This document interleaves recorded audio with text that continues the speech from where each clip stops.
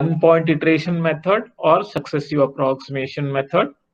So in case of a one-point iteration method, see name from the name itself you can identify so what kind of iteration it is. So one point iteration or successive approximation method. So successive approximation method means, so in this case, so this function, so say this is the function, this line, so it is represented by y is equal to 5 into x, and here for every function, so we need to draw a line at an angle 45 degree with the horizontal, and then so you assume initial guess x naught. So you draw a vertical line where it touches a arc. So from that point you draw a horizontal line. So where the horizontal line crosses a 45-degree line, so that will become a new approximate route. So again, so from that point you draw a vertical line. So that vertical line touches somewhere that function line. So from that point again you draw a horizontal line. So that horizontal line crosses at some point, that is x2. From that point draw a vertical line such that it touches horizontal line x, and this becomes a new approximate route. Again you extend this line from that point in vertical direction. So here dotted line represents the path followed to obtain the root of a equation. You can see here, so this is the root. The arrow direction it approaches towards the root. So this is how, so this one point iteration method, only one assumption we have to make initially. So using this one point iteration, so in the first time we have to find out this is the function. So this function is referred as g of x function, and then so draw a horizontal line, it touches somewhere on an inclined line, and then draw a vertical line, you will get second approximate value, and the second approximate value is used for finding next approximation. The next approximation value, root value, is used for finding so further uh, approximate value. So likewise, so every time we are using new value for finding the finding the root of a particular function. So that's why it is called a successive approximation. To find the roots of an equation f of x is equal to 0, by successive approximation method, we change the function into this form. So that is x is equal to function of x. The roots of f of x are the same as that of interaction of the straight line y is equal to x, and the curve representing y is equal to f of x. So already is I have explained about this curve y is equal to function of x. So let x is equal to x naught be the initial approximate root of a desired root. Then first approximation x1 is given as x1 is equal to phi of x naught. Similarly, second approximation is equal to x2 is equal to phi of x1, and similarly third approximation is x3 is equal to function of x2, and so on. Generally you can write this equation xn is equal to function of xn minus 1. So this is the generalized equation. By using this generalized equation, so you can find the root of a equation. Successive approximation must be applied when.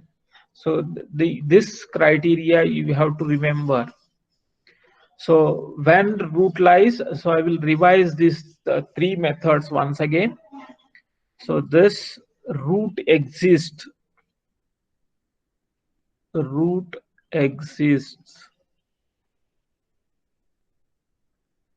for initial guess. In case of bisection method, so what is the criteria?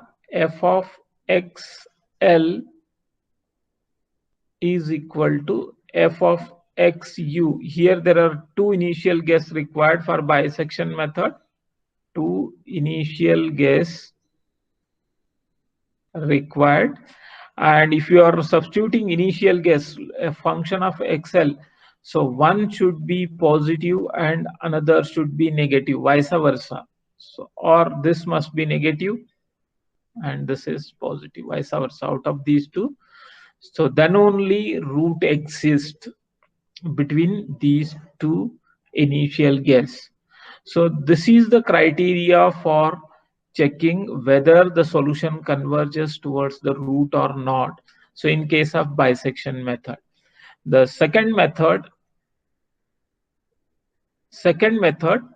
so we have to find f of x, f of x naught, I will write here. So f dash of x naught and f double dash of x naught. Okay, f double dash of x naught, and then so whatever value you are obtaining for this, so that value must be a value. So that is f of x naught into f double dash of x naught divided by f dash of x naught value. So this function value must be less than 1, sorry. So here it is less than 1. So then only, so the determinant of this absolute value of this must be less than 1. So then only root exists, or the root approach, this initial guess approaches towards the root. Otherwise you won't get root. So this is the criteria for selecting initial guess. Newton-Raphson method. This is for Newton-Raphson method. Similarly, third method. So the criteria for checking whether root exists or not, or whether the root, the initial guess is approaching towards root or not. So for that, so here this is the criteria. So whatever value you are taking, so function. Sorry.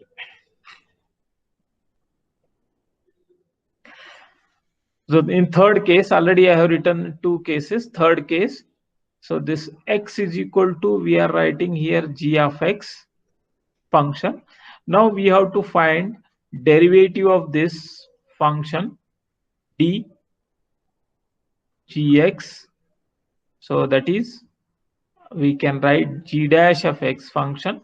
So this function value must be less than 1. That is, always it is negative. So then only root exists. So thus these three criteria you have to remember. One for bisection method. So second, Newton-Raphson method, and this is third method. These three criteria you have to remember. So entire procedure is based on these three criteria. For Newton-Raphson method, bisection method, and one-point iteration method, or it is also called as a successive approximation method. Smaller value of phi dash x converges more rapidly. See here, negative and smaller. So this you have to remember. This is a very, very important point. This method of iteration is particularly useful for finding the real roots of an equation, even in the form of infinite series. So this is about theory. Now we will see one numerical on this. Before going to the numerical, let us see the steps to be followed for solving this problem. So these are the steps, or we can call this as an algorithm. First, convert the given function f of x function into x is equal to g of x naught. Write all possible equations. So how to write that I will tell you. So with an example, just you remember, write all possible equations. X is equal to z1 of x naught, x is equal to z2 of x naught, x is equal to z3 x naught, and so on. So whatever possible, so 3, 4, 5, 1 or 2, it depends upon. Now assume the initial guess x naught. Differentiate above equation. So because this differentiation is required for checking the convergence of of solution. And next, substitute the x naught value in the above differential equation and observe the results. Pick the equation which gives least negative value. So this point you underline, least negative value of g dash x for further computation of root. So this is important. Star mark. Continue the iterations successively using new value of approximation until the desired stopping criteria is achieved. So okay, so these steps, it's a very simple